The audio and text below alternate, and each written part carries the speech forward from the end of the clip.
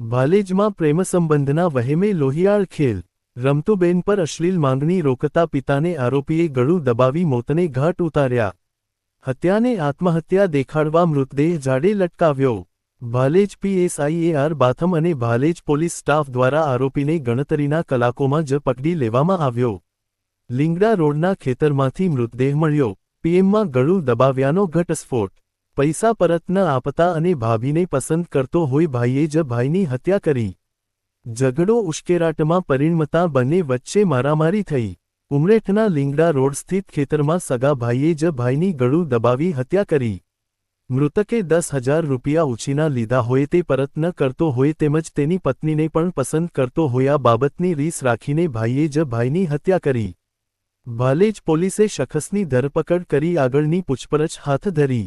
મૂળ દાહોદના અને હાલમાં લીંગડા રોડ પર રહેતા 50 વર્ષીય કનુભાઈ માલાભાઈ મોરણિયાનો ગુરુવારે સાંજે પેટ્રોલ પંપની પાછળ આવેલા મિનેશભાઈ પટેલના ખેતરમાંથી મૃતદેહ મળી આવ્યો હતો.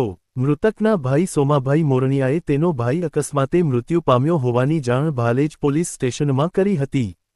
જેને પગલે ભાલેજ પોલીસે મૃતકના ભાઈ સોમાભાઈની ફરિયાદના આધારે અકસ્માતે મોતનો ગુનો નોંધી મૃતકનું પોસ્ટમોર્ટમ કરાવ્યું હતું. કનુભાઈ મોરણિયાનું ગળું દબાવી મોત નિપજાવ્યાનું ખુલ્યું હતું. પોલીસ દ્વારા તપાસ કરવામાં આવતા